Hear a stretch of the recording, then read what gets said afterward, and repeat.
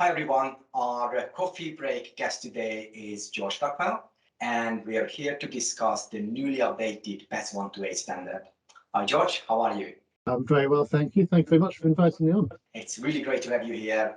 So George leads the Geoscience and Engineering division of the RSK Group, and he's also recognized the geophysics expert. He's an honorary professor in the Civil Engineering department at the Birmingham University and acts as an expert witness in disputes involving geophysical surveys and utility strikes. George, I'm really excited about our discussion as you are one of the technical authors of the new update. And let's start by establishing our baseline here. So what is PAS128? Why is it important? And what difference do you think it makes in utility surveying? So PAS128 is a specification which sets out to practitioners exactly how they should go about utility mapping in the full range of what that involves, right from the desk study side through to excavating and physically verifying the location and everything that happens in between.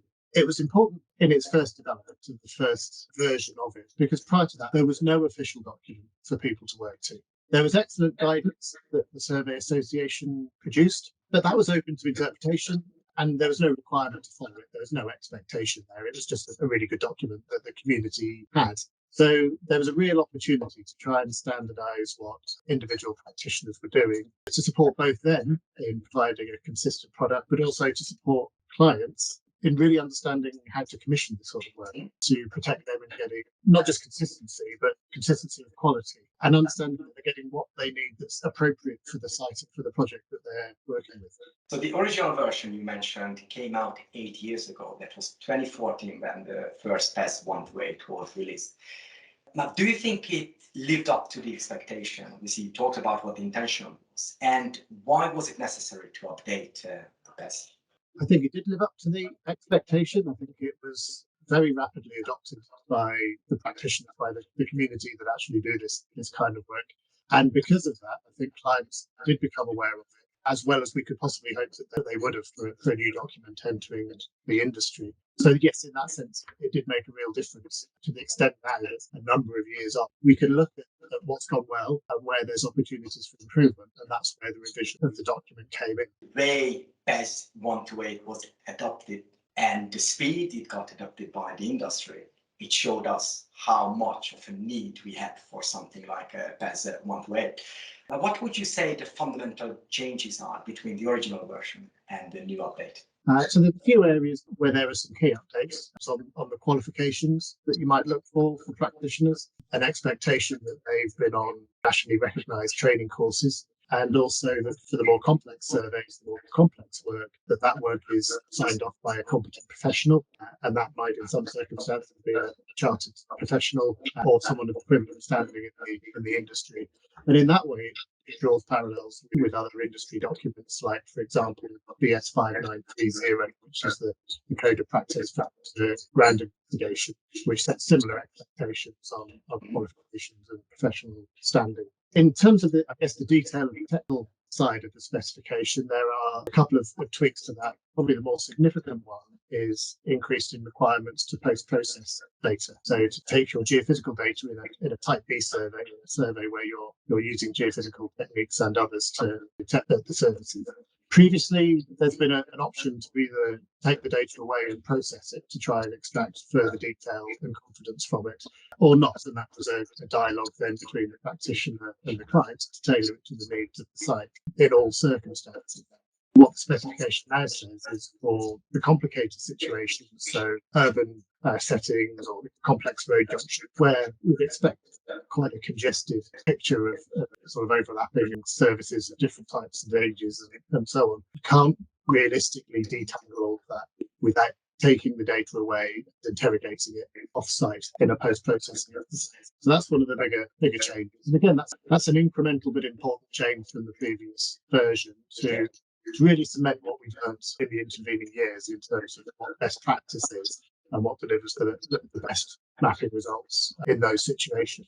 There's a couple of other aspects that have joined the document. One is a new Annex A, which specifically deals with a specification for how to do service mapping in support of a permit to break ground process. So to support those who are doing ground excavations, perhaps ground investigation boreholes, perhaps trial pits, perhaps exploratory trenches, or whatever it might be. So you may not want to have at that stage of the project a full Type B survey across the site. But what you can do is focused effort around those proposed excavations to determine the services are there and to mitigate the risk of them. So there's a specific annex there which sets out how to do that. Clearly distinguishes it from the full mapping exercise, which so it's not a way of shortcutting that, but it is a way of formally supporting the permit break ground process. So I think that's a really useful and practical addition, and that was developed obviously by the steering committee for the revision of the PAS, but we also had input from other industry bodies, and that sort of cross industry forum really drove the practical aspects of that, which is really helpful and made it a much more effective addition. The other key changes are other new annexes which really seek to set out a bit of the technical background associated with the various activities covered by the PAS. And these are to support an intelligent client in really understanding, not to become an expert, but to understand enough that they can interact with practitioners, that can interact with the results that they're getting in a way that they understand and in a way that they can question meaningfully to make sure that they're comparing apples with apples at tender stage, to make sure they understand the limitations of a particular technique or a particular approach, the pros and cons of that, and how it tailors to their particular circumstances. What are they trying to do with the site? What are their risks? And what's appropriate for the stage of the project that they are at? So, in overview, those are the key changes. There are tweaks and updates and minor changes, but those are the major ones. So I think the benefit of talking 8 years between the original version and the new updated version, and looking at the number of changes, and clearly these are not editorial changes. These are lessons learned from the original version. That version was adopted. How can we better it? How it can be improved? And a lot of that was taken into consideration and went into the new update. Now, to make it a success, obviously it's going to have to be adapted. In my view, and I'm sure you would agree, clients got an equal role to practitioners to make it a success. So looking at from a client's perspective, how can clients get the most out of the PAS128? Clients effectively drive the process. If the clients don't require anyone to work to the document, then nobody will, or many will choose not to. That is the risk. There's a real opportunity for clients who engage with the document and understand it to use it to their benefit. It makes a real step change for them. So for practitioners, it was always cementing best practice, and that's evolved a little bit with the revision. But from nothing to having the first version as it was a real step change for the client in terms of protecting them, and so real benefit to the client to engage with it, to understand what it means to them in terms of having a really robust and transparent tender process. So you can compare apples with apples. There's a language and a structure that the PAS provides that means they can see hopefully exactly what each practitioner that have proposed a methodology and a cost, what each one of those mean by that. And is that what they need? Are they comparing like with like when they're looking at tenders side by side? And then by also following through the PAS and requiring practitioners to follow it, they get drawings and reports which very clearly state what the practitioner believes is in the ground and what they're still not sure of, and the accuracy to which they believe that a particular service is in a particular location. That's an incredibly powerful benefit to the client. It means that practitioners can't sort of retreat to the safety of saying, well, geophysics is really complicated and sometimes it works and sometimes it doesn't. Geophysics is quite complicated and sometimes it does work and sometimes it doesn't work. But the practitioner should head most of them off before they try and do the survey in the first place. And then they should be able to articulate hasn't worked really clearly to the client when they deliver their report. And part of that is if you like, the quality levels that the PAS requires them to label each utility segment with. So there's that, say what you think and stand by what you've said. But there's also a requirement through the document that data is kept, records are kept. So there's a transparency of the work done. So you've got, at the basic level, you've got confidence that if you've asked for a GPR survey over 2 hectares, you've got 2 hectares of GPR data to prove that that's happened. You've also got then an audit trail. If something unexpected is found that was not in the drawing or was in the drawing inaccurately, everyone can go back, the practitioner and the client can go back to that data and understand why. Was it a mistake made? It just wasn't visible in the data. And everyone can learn from that. And that's a safety net for everybody involved. It's a real benefit for the client, but it's enshrining good practice for the practitioner. Something surprising turned up on a site we've surveyed. What can we learn from that? Should we have found it? Can we learn from that? Is there a training opportunity? Or can we demonstrate to the client that best endeavours were executed? We did everything right. We did everything we agreed to do. And that particular feature just isn't visible in the data in those circumstances, which can happen, but we can demonstrate. There's no smoke and mirrors. There's no confusion for the client. This is what we've asked you to do. That's really clear. You've agreed to do it. You've done it. That's really clear. We can see all the data. And then something unexpected has happened. Why is that? What can we learn from it? Is that going to happen somewhere else on the site? And it's just an open book.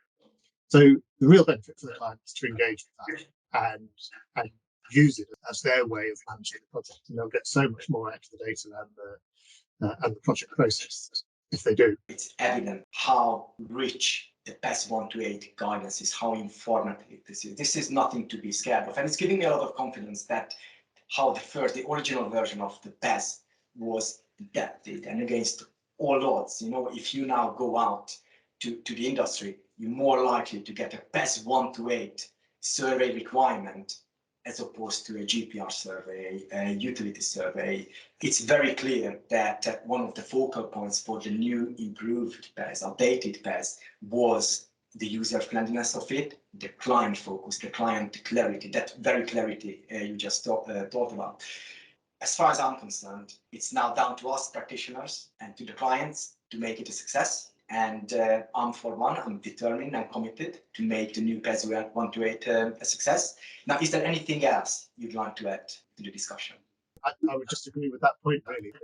It's for the whole community, the people who want the data and the people who provide the data to take it forward and to talk together. PAS is a complicated document, but it's not one to be scared of. And actually, there's a central simplicity to it, which you then build your understanding around. I would recommend any client to engage with the practitioners who are experts in the PAS document and just get a ton of free advice, which is there, and just say, look, this is the site I've got. I'm really after some initial advice as to the tender process to really get my understanding. I think I've got this situation, so I think this is what I need, but what do you think from your experience? There's an absolute ton of free advice available for clients that are nervous about it or unsure. That would be my recommendation is just reach out. And that's a great recommendation. And from experience and knowing the utility surveying industry, knowing some of our competitors, I know for a fact that all companies, all the subject matter experts are more than happy when clients reaching out for advice to give that advice and trying to steer them in the right in the right direction. We cannot expect all the clients to know about everything. It's a specialism. It is a subject where we are deemed to be the experts. And we're very happy to share that knowledge with our clients. George, thank you so much for sharing your knowledge with us. I very much enjoyed talking to you and certainly hope that the new update will make a positive difference for both clients and practitioners. It was great to have you here and enjoy the rest of your day. It's been a pleasure. Thank you very much.